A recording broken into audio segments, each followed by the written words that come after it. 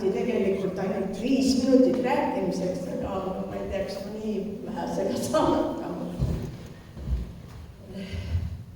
Kui ma Pärnus elasin, siis loomustati mind nii.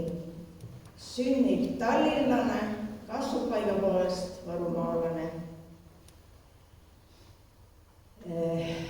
Tegelikult olen ma sündinud juba esimese Eesti Vabariigi ajal 1931. aastal ja ristiti mind siis Tallinnas Kaarli kirikus ja nimeks pandi Karin Kalliki. Aga tegelikult kogu elu on mind kutsutud Kaisuks. Nii, lapsena ma olin väga viletsakene, kopsunäärmed, haiged ja kõik muu värk. Ja siis toodi mind sellepärast siia Leevile, vanavanemate juurde, kus siis vanaema mind koputas ja rääkis õhtul muinasjutte ja jootis sooja piimaga ja nii siis oli minuga. Ma abielusin väga noorelt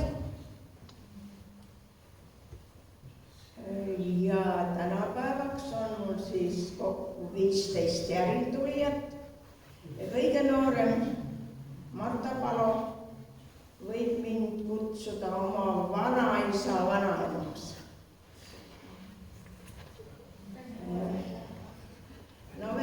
Lapsena veel oli mul siis niisugune lugu, et mul oli siin üle silma või üle nina oli niisugune sinine sool ja siis naabrinaine Ortuse Aurelia ütles nii, et ta lats küll kaua ei ela.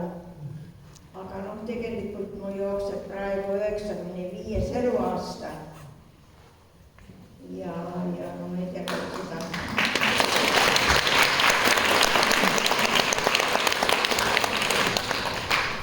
seda värki veel on, ei tea. Üldiselt, mida ma võiks siis teile rääkida? Tegelikult on niimoodi, et Aime ja Rein Raadla tegid juba üle 10 aasta tagasi väga põhjaliku uurimise siin Leevi väikekülade ajaloost ja 2012. aastal anti välja ka raamatukene Sarvemäelt Leevile. Seal on muidugi väga põhjalikult juttu kõigest koolielust ja kõigest külakultuurielust ja inimestest üldse. Ma püüan siis rääkida natuke sellest, mis minule nagu lapse silmade läbi siis meelde jäi, kuna ma Leevil elasin põhiliselt kuni 6-aastaseks saamisel, siis viidi mind jälle Tallinna, pandi seal lasteaeda ja hiljem kooli.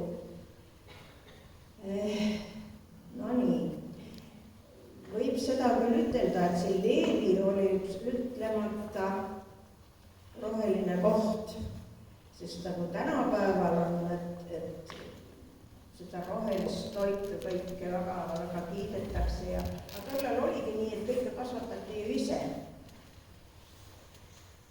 Põllukultuure ja aias kõiki marju ja metsas seeni ja nii et kõike oli küllalt.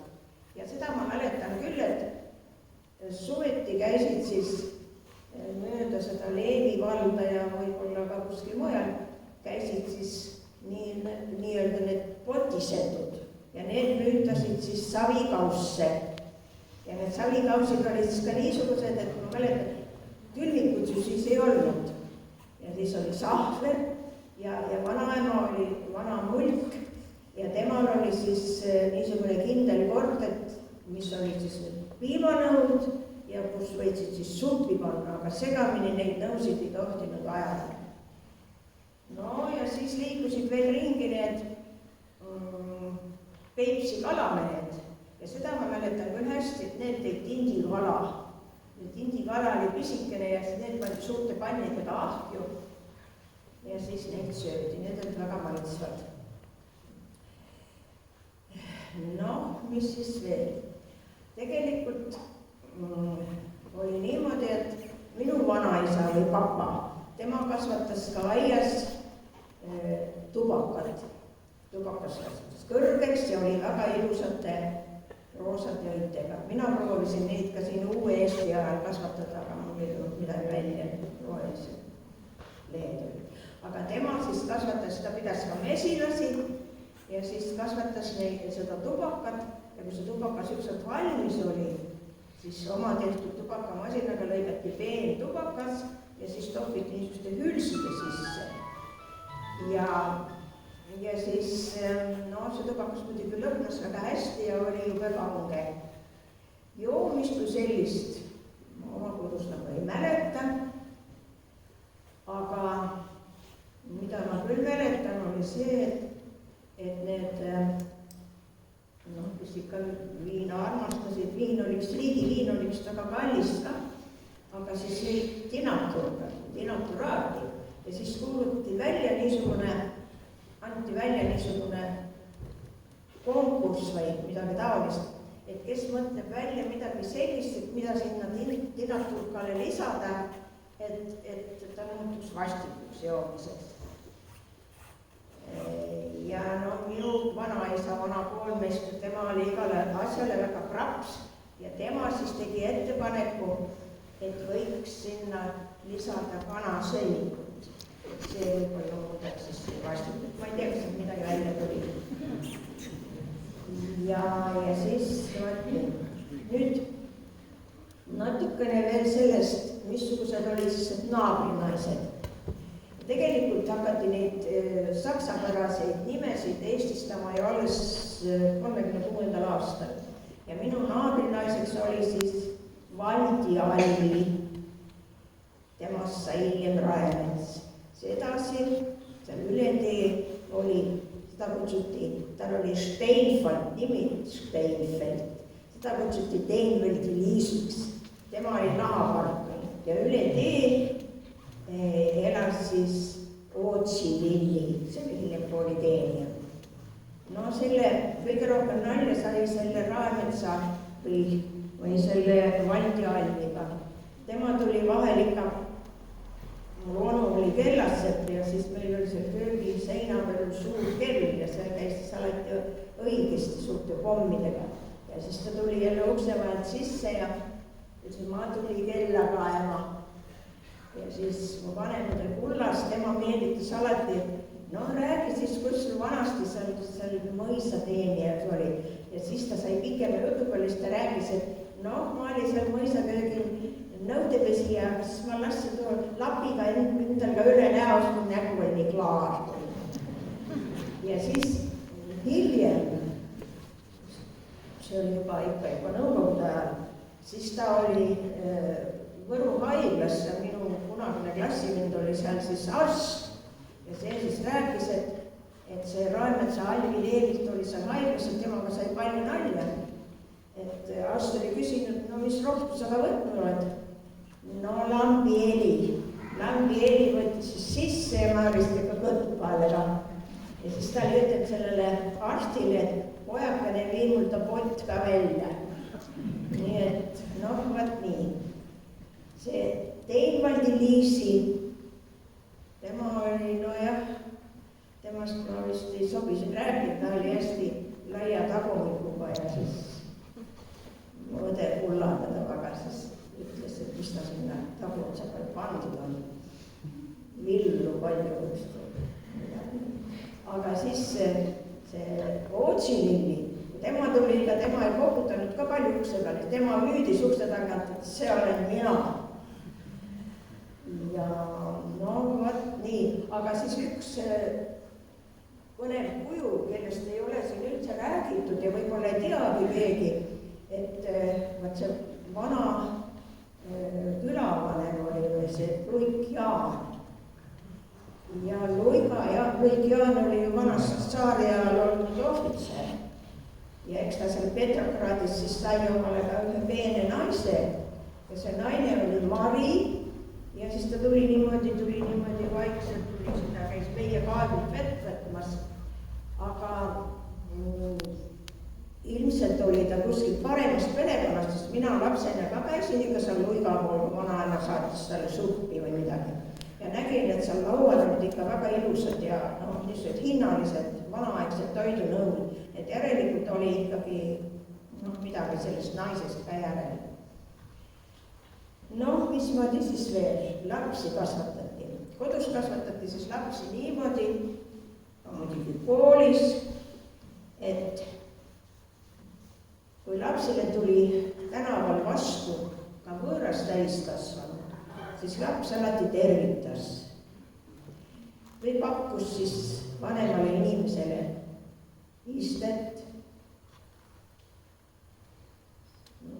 See oli tavaline. Tänapäeval seda mõni eriti märganud ei ole. Nüüd veel, mis nagu tänapäevaga võrreldes kuidagi niimoodi tundub teistmoodi. Tänapäeval küll minnakse näiteks kuskile külla, siis võetakse välisväljanud, võetakse jalast ja pannakse sinna ukse taha. Aga vähemalt selle Eesti Vabariigi ajal küll nii ei olnud. Siis oli ju nii, et kanti kalosse ja naistel oli siis kingade peal potikud ja need võeti jalast ära, need jäeti ukse taha. Aga sukkis ei tuldud tuppa, nii et ikkagi kingadega tuldi. Ma ei tea, kas tänapäeval nõutakse koolis enam vahetusjalatsid, aga vähemalt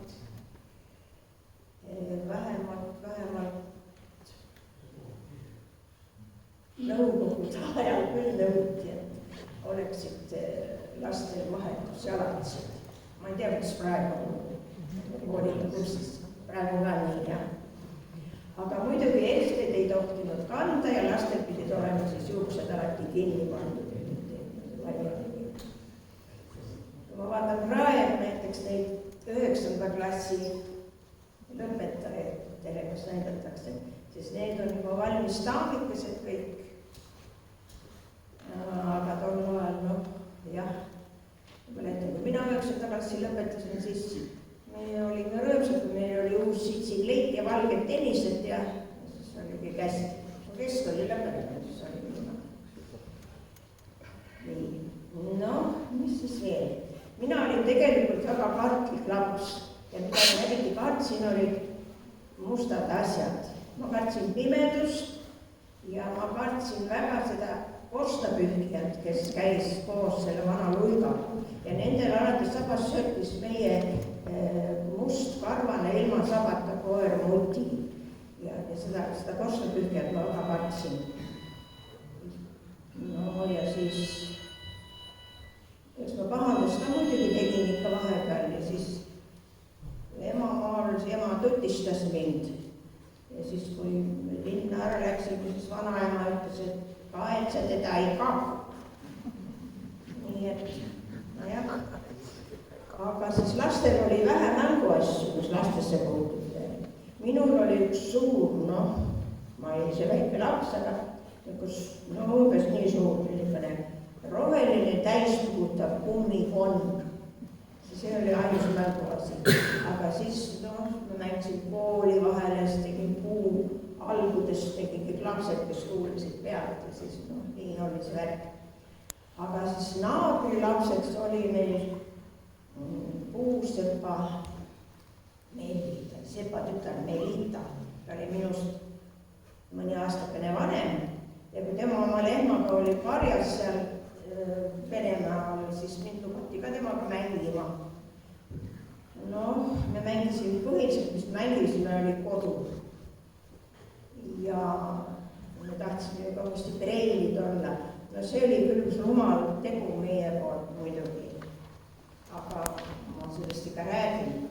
Me tahtsime preilid olla ja siis see surnuaed oli ju alles, või kalmist oli alles loom. Seal oli vähe haudu, aga haudadel olid siis kunstlilledest, pärjad või himbukesed. Ja kus oli siis punasest krepppaberist neid õiekesi, siis me sealt napsasime mõne ära ja värvisime siis oma huuled punaseks. Siis olime nagu preilid. Millest veel rääkida? Tegelikult see paaride vahetus, see abielumärk, see ei olnud ka midagi erinevat tänapäevast. Tänapäeval käib see asi natukene rutem. ja pannakse kõik kohe kirja. Aga noh, vanasti oli siis niimoodi, et nad olid pooleldi minu põimlased, kuidagi järgnevate põlvkondade kaudu.